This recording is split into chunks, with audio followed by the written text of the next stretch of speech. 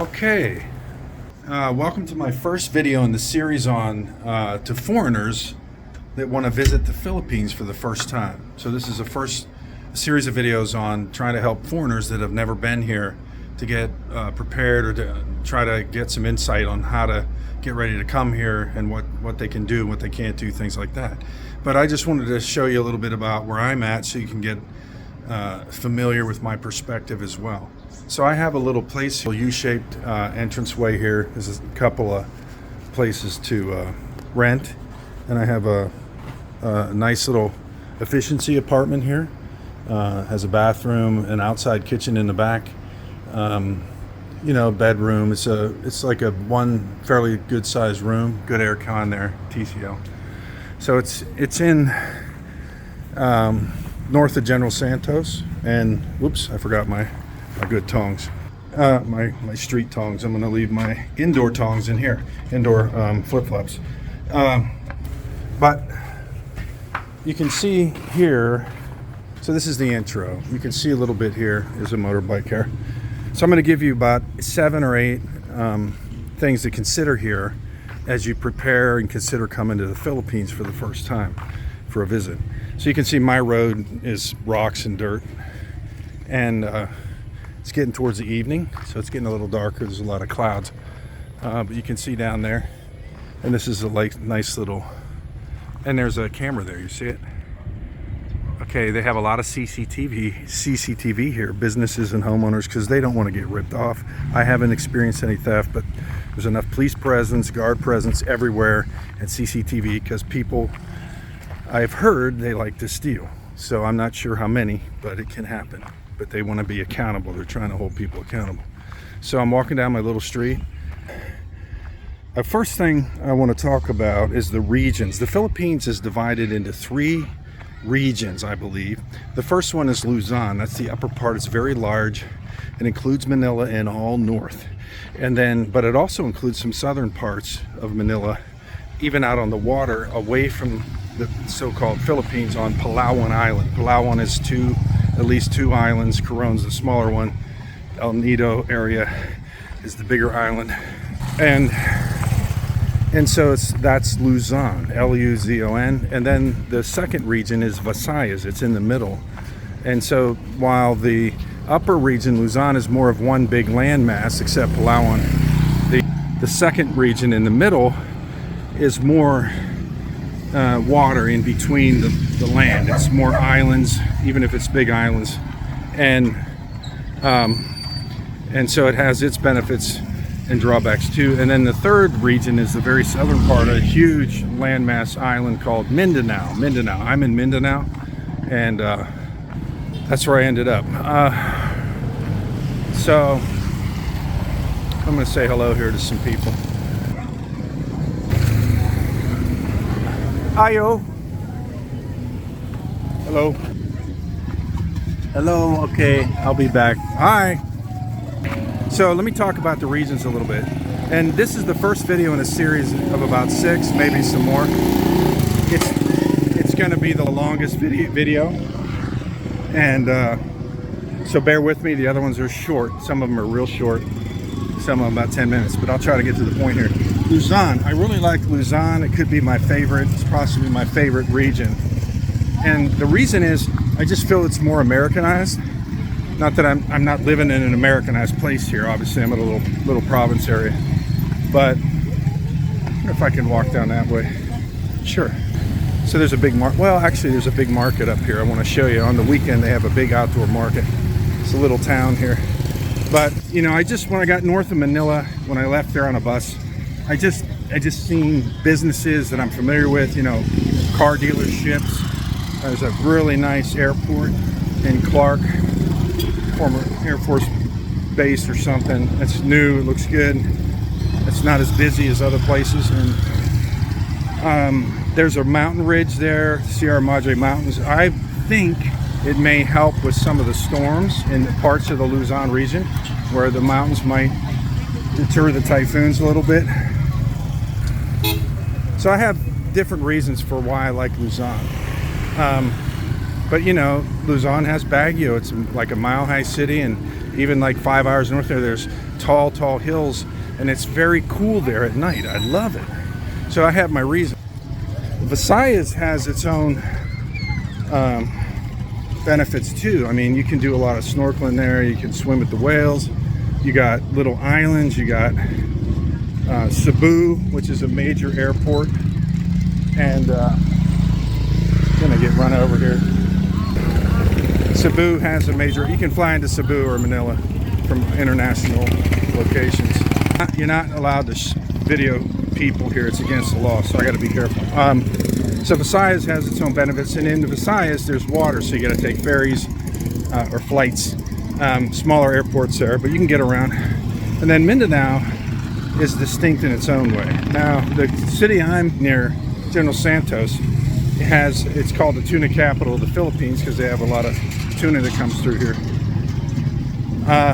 But there's, you know, a little cooler regions here, but not as cool as in Luzon and Baguio.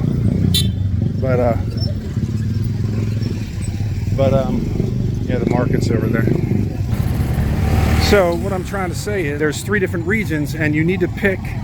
You should consider picking a region to go to explore and spend time there, or 2 regions where you're going to bounce back and forth. Depends on how much time. And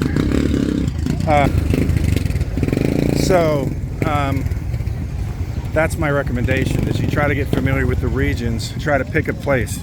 And boy, it's so busy, I'm a little afraid to go over there. It's got a huge market. It's normally empty all week, but during the weekend they have a big market. So that's what you need to know. You know, where are you going to go? And each region has its benefits. Like, you know, some places are more poor, not as built up, you know, and other places are more built up, more, you know, more international, whatever. But everywhere I go, I got everything I need. I'm not worried about a thing. So that's the first thing. And the second thing is, you know, you have to consider that how long are you going to be here? For Americans, you get a 30-day free visa or whatever. You don't have to sign up for it. And my recommendation is come for 28 days. That way you're within the visa. You don't have to renew your visa. And part of that is you have to have a return ticket. You can't come here without a return ticket. They won't let you. I don't think they'll let you through the airport.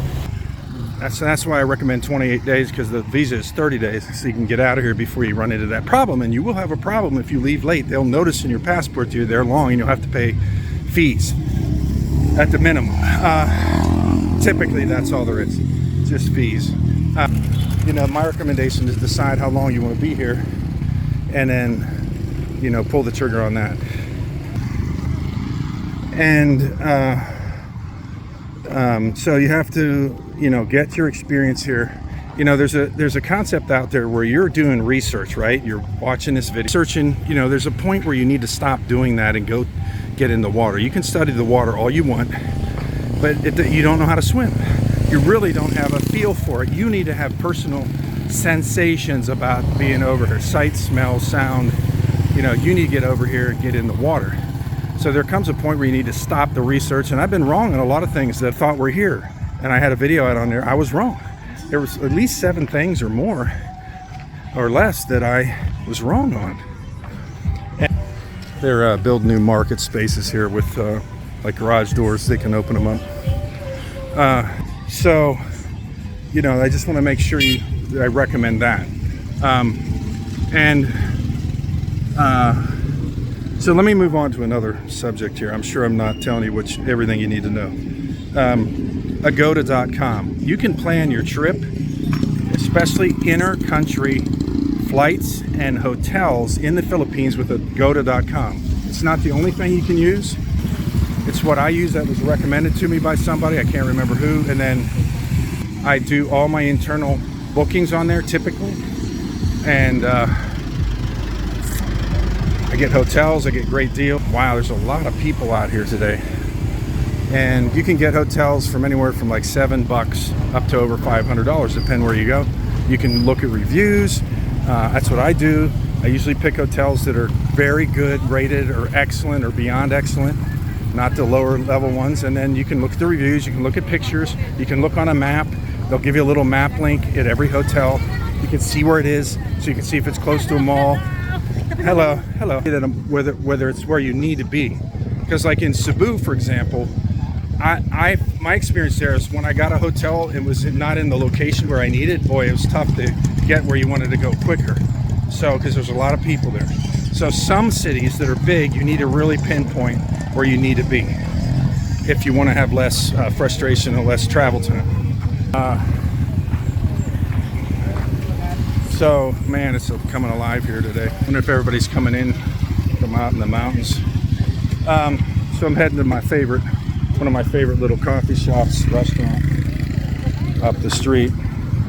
It's called Celinda's Barn. So Agoda's great. I even booked a trip to Malaysia through Agoda. It may have been Air Asia. It's coming up. I can't remember. So when you're back in your country, you can use Agoda, and it can help you budget. You can like prepay hotels or pay when you get there. You can like book, or you can have a cancellation window of a couple days before. So Agoda's been terrific for me. I've had some great experiences, and I got to pick hotels that I want. So let me go on to the next thing. Transportation. Mini bikes all over here. You can sit on the back of one and get a ride. Probably the cheapest. And then there's trikes. I'm so big I can't really fit in them. I'm 6'4". Everywhere I go, the trikes don't seem very big. So this is the main highway to General Santos, straight down there, about 20 minutes. You cannot see the city here, but I got to get across here. And here comes a truck. All right, I'm going good here. And so transportation. You got little trikes. They're motorbikes, not strong. Motorbikes aren't strong here, not powerful, and they are usually cheaper than a Grab. Okay, so you can go short distances with them. You got to decide which type of transportation you want. I was in a trike in Pampanga in Luzon, north of Manila, and we had to go somewhere about 25-30 minutes away, and it was so small. I should have got out of it. I was bent over. They all have windows you can look out in the front of your face. This one didn't. I was forced to look down at the guy's foot in the road, and we hit bumps. It was not fun. I will not do that again. So I really cannot use the trike. So I'm 6'4". You might be able to. I did the other day though. I was in General Santos and I wanted to go somewhere, and I went about a kilometer. So I survived it, but my legs were kind of pushed up against me. My feet are way back. You know, my legs were a problem. So I get a drink here. Can I get a cold water? One big cold water. Thanks, Rhea. So, transportation. The next thing is there are vans you can get into with other people. There's like van terminals. I have one here, and it's down one of the streets to the right. And they have vans that go every hour and a half to General Santos, and it's 75 pesos. It's like a 25-30 minute trip, and it is 75 pesos. That's about $1.10-$1.20 in American dollars. And thank you. And that's one way, so it's really no big deal.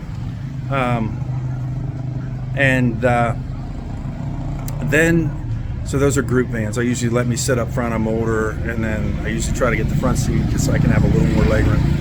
Big holiday cruiser buses in every region. Really good ones in Mindanao here, and really good ones in Luzon. In Luzon, you get at the airport in Manila, you have Genesis, you have Victory Liner, you have Joy. I think Joy is related to Genesis. You have direct buses that'll go to Baguio that do non-stop. Those are the ones I recommend if you're going to use them. Get a non-stop bus if you can, because otherwise it can take twice as long. It's going to be herky-jerky, start, stop. But they typically, all of them have great aircon. In some regions, like down south, they don't have aircon, but there are aircon buses and aircon vans. But here in Mindanao, there's Mindanao Star. It's a beautiful bus, big, very tall. and very reasonably priced for a foreigner. And there's yellow bus here, but in Luzon and Manila Airport, they have luxury buses, and that's you can sleeper cars. You can sleep in there. There's like 2 curtains on either side. I don't like them. I did it once. It's constricting to me. I'm really big. I don't like to lay down in the middle of a bus and have people on the left and right of me 2 aisles. And so I went in the back, and there was a big area seat back there you could lay down or sit, and I sat in the back at the end of the bus near the toilet. And so these are great aircon buses, but I won't do the luxury. I'll do semi-luxury where the seats are wide and comfortable. You can push them back, lean back, and make sure you get a non-stop bus. Those buses that from Manila to Baguio at that time last year was 600 pesos. I think it's about $8-9. Very reasonable to go 4-hour drive. Of course, you got Cebu Pacific is the main inter-country jet airplane company. Cebu Pacific. They have their own website, but you can book them through Agoda. There's a smaller one that's a propeller plane. Like when you go to certain islands like Palawan, we had to take a propeller plane from, was it Clark? So it was a twin prop, to El Nido, because El Nido has an airport and only propeller planes fly there. So we had, I think it was Air Swift. These are smaller planes, they're harder to fit into. The bag checking things in the plane are a little tighter, but Cebu Pacific's more normal. There are ferries like in the middle region of Visayas, and because you need those to get places. I've taken them. I've taken a 5-hour ferry from Cebu to the southern part of Visayas region, to Leyte and to near Catbalogan and Samar Island, and it was not expensive for me, and it had aircon. You got to get the right one. They had a movie on. You can put your headset on and listen to your own music. They have little coffee time, snacks, maybe a sandwich you can buy. Very reasonably priced. Those are the ferries. They could be an hour long, half hour, 2 hours, 5 hours, 6 hours, and every one I've had has been a great experience, good experience. So you got to decide and get familiar. My last trip here before I moved, I purposely had no agenda other than to travel around to get familiar with all forms of travel. There's also jeepneys. They're very, very inexpensive. They load them up, and they typically go in one route. Like in Baguio, they'll go one place. The other jeepney will go another place. They're bigger units. They look old, and they're gas hogs. And you just load everybody up in the back cab, long cabs. They're very interesting looking because they're so creative with them. They're very interesting. So here you see a trike. So that's pretty much what you can expect for transportation. So you got to decide what you really need. Another thing is the last 5 years or so in the world, we've had this phrase that has come up, and we know why. It's called "stay safe." You can't do that here. You can't really do it where you live. I believe we need to stay brave. I am not here to stay safe. I have just experienced a significant earthquake over 7 on the Richter scale here, and it lasted long, and it was severe. And in the town down the street, General Santos, from my favorite mall, and there's 5 there, was severely damaged, and another mall was damaged, and a Jollibee, 3-story Jollibee collapsed and crashed. Everybody got out of it. It was in the morning before people really frequent those places, but the employees ran out. I don't know if anybody got crushed. They would be dead. It was very disastrous. And then there's over 100 in the last week. There's over 100 aftershocks or additional quakes, and one of them was 5.1. It jolted me in my chair. It didn't last long, but it pushed me forward and back real quick. And so in the southern part, all the Philippines gets typhoons, and Florida gets terrible hurricanes. Right there, anywhere in the world we can experience these things, but the Pacific Rim is what it's called down there. Samar gets beat up pretty bad, and Leyte and those places, Tacloban, Cebu can have flooding. People die. I was here last year, and I went through 3 typhoons, and was flexible with my plans, stayed longer where I was at because I canceled flights. And that was in October, November, and part of December. And even though I was in the storm, it didn't destroy me. It wasn't that bad, but it went up to Cebu, and there was some flooding in low-lying areas, and some people died. So that's a legitimate concern. But, you know, in life, we need to be brave and not base everything on fear. But you need to make a decision based on, you know, how you think, your worldview, your beliefs. But for me, I'm not here to stay safe. I'm here to enjoy my life. I like the people here. I like my cost of living here. I like other things. So, you know, I just want to encourage you to be brave and not try to stay safe 24 hours a day. You're going to die staying safe. You know what I mean? So being brave, you take risks. You know, brave men, women, and children, they take risks for good reasons. So if you have a good reason to be here, you probably should take the risk. But you and God know, not me. You be your own judge.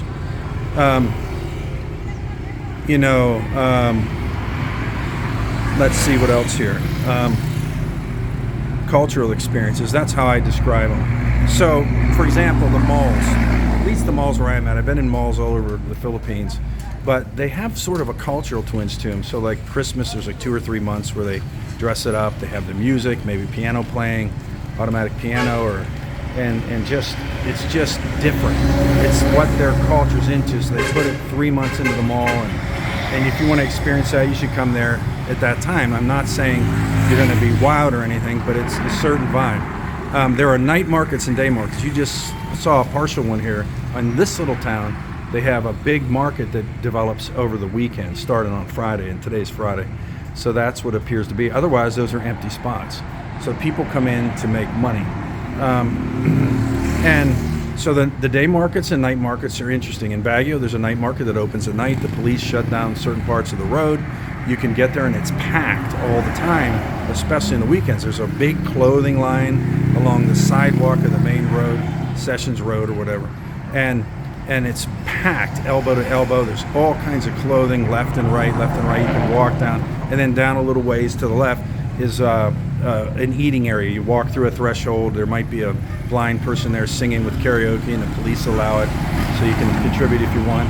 And then like from 9 till 2 or all night, the night market's open, all of it, and you can get food. There's like 4 rows of food, and you can sit around and just eat and talk and you know, enjoy the night market. I used it once before I was going to fly out of Baguio. I was actually going to fly out of Clark, which is 3 hours away. I had to get a bus. So I stayed in the night market, and then I got over to the bus terminal near the Baguio Mall, and it was cool, man. It was a cold night. It actually got a little cold. That's what I love about Baguio. It gets cold. It's so high in the air. And I went over to a 3 o'clock bus ride from the night market. So, you know, there's cultural things like that. And so in the malls, I thought, this is like America, Pennsylvania. They knocked the malls over. People aren't interested in them anymore. They put strip malls in. That's businesses with just, you walk in the front door, you don't go into a building. And you don't go into a building to get to all the stores. So, but over here, I like them. They have nice stores. There's, you know, very many Americanized stores here. Ace Hardware, Auntie Annie's Pretzels, you know, Chili's restaurant in certain places, and then, you know, other things. They have Dunkin' Donuts here, Pizza Hut. And my first job when I was 12 was pizza. We cleaned up on Sundays, and they gave us a pan pizza, personal pizza. That's when personal pizzas came out, I think in the 70s. We had a great relationship with the leadership there, and we used to do snowball battles with them, and they let us come in on Sunday and let us clean up, and they'd give us pizza. So I love Pizza Hut pizza. It does taste good to me here. I don't like all the pizza here because it's Filipino pizza. It's different. It has sugar in it more, and it's different. The cheese is not the kind of cheese I'm used to.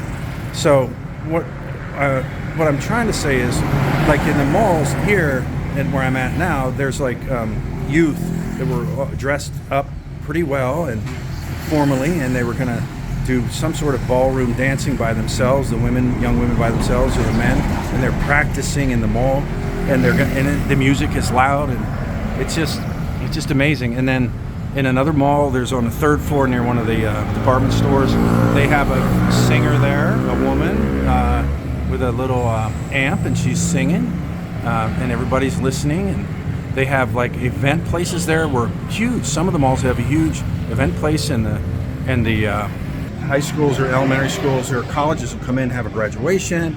They'll have cultural groups that come in there, and they have dances and songs. That's another thing, the karaoke singing that's embedded here in the houses and in the karaoke bars. They call them KTV. You can rent a room and bring your friends and sing for an hour, 3 hours. You can get food, and you can just pick up songs and sing them. There's a lot of singing going on here. There's usually in every town in the weekends, sometimes during the week. There's acoustic bands, just acoustic, and then there's regular bands with all kinds of instruments. And when I was in certain places, they'd even have a synthesizer, even outside at the beach. They'd have a band that had a synthesizer, and they would add sounds to the song. It was amazing. So there's a lot of singing here. I got invited over to a guy's house to sing karaoke. I didn't go yet. He's supposed to be a good singer. I meet people that write songs, young people, older people, male and female. So there's just different cultural things here you can experience. I'm sure there's more, but let me see if I can wrap this up.